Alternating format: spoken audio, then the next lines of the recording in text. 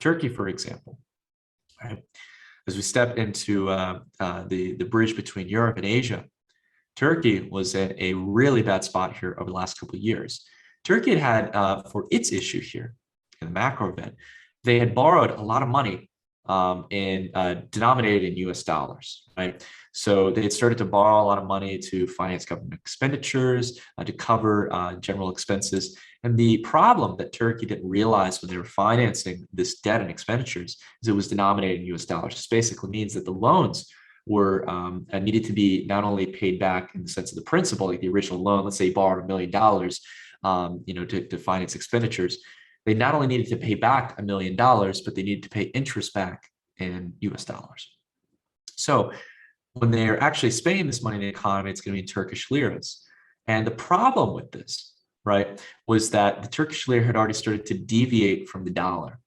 So as the Turkish lira was losing purchasing power against the US dollar, this means they needed to get even more Turkish lira in order to pay down the original US dollar denominated debt, because they're eventually going to have to convert it to dollars to pay down the debt. And this became an absolute nightmare for Turkey, because what happens is in order to pay back those debts that were due and pay back the interest debt on the debt, they needed to print more money. So this devalued the currency even more and led them into a spiral here, right? Where originally each US dollar, for example, you would generally, for per one US dollar, you could get probably about 1.8 to 2 liras. Now you can get up to 9 to potentially 10 Turkish liras just a couple years later, just a decade later here. So I want to go ahead and put this in perspective here and why this is so important. You think about it here where someone had worked multiple decades to save up for their retirement, for their future, to go on a vacation that was well-deserved, save for their kids' future.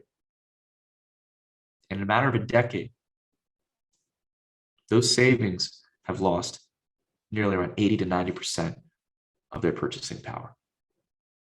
They can barely probably get you through the next 2 or 3 years, if anything. That's incredibly scary to think about, isn't it? That a government or central bank, or a combination of both, those in power, have the ability to either secure your financial future or take it from you, whether they intend to or not, right? This isn't a game of talking about whether or not governments are the solution to problems, or the old famous quote of government isn't the solution to our problems, government is the problem, right? We can debate about those narratives all we want.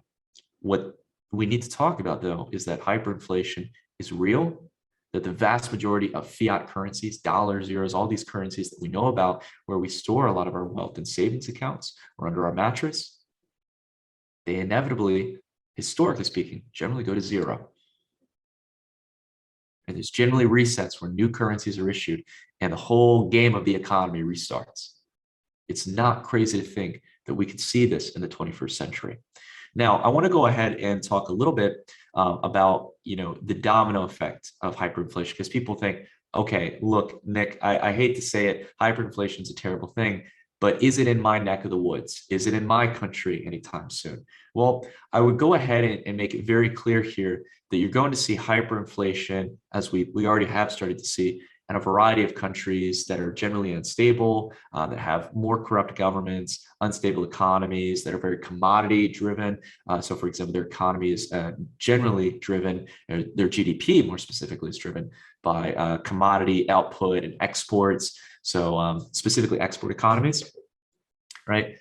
And then second off, it's going to work its way up slowly, more likely over time, towards larger economies. So one thing that I do want to emphasize here, and this is a really good measurement that you guys can utilize, it's called the US Dollar Currency Index. It's an index of how the US dollar is performing against other global currencies, right? So when the DXY or the DXY is moving upwards over time, that means the dollar is garnering strength against other fiat currencies. Now, one important thing to note here with this index, it doesn't mean the US dollar is not losing purchasing power, right? Over time, all fiat currencies lose purchasing power because there's the introduction of new money, right?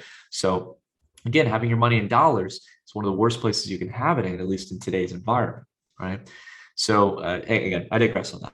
Unless you're getting some kind of yield on it, that's an important point. So we have, for example, Celsius within Digifox, where you can get 10% yield on your stable coins. But I digress on it. What we can see here is that really over the past more than the past decade here, we can see that the US dollar has been gaining against other global currencies across the world on average, against most currencies, whether it be in emerging economies in Southeast Asia and Latin America, but also as well in various jurisdictions like Canada, Australia, Japan, the euro, in this case, the Great British Pound. US dollar has generally shown a lot of strength over the long term.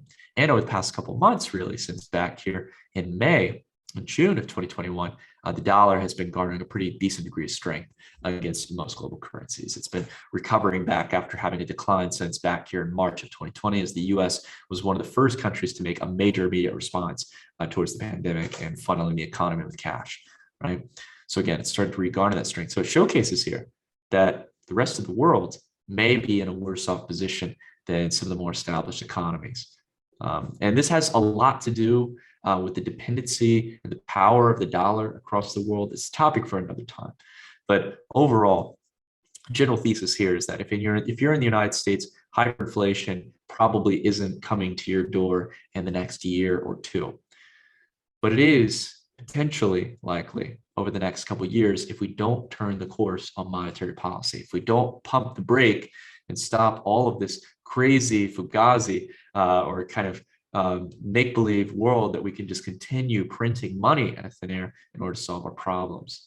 And the central bank has used every means possible at this point, practically all means in order to do that. And all they can do is continue to exacerbate that by printing more money, potentially lowering interest rates into negative territory, which would be disastrous for the economy. This is what's been going on in a lot of countries throughout Europe, and has really started to freeze the banking sector overall from being able to process as many loans as it should.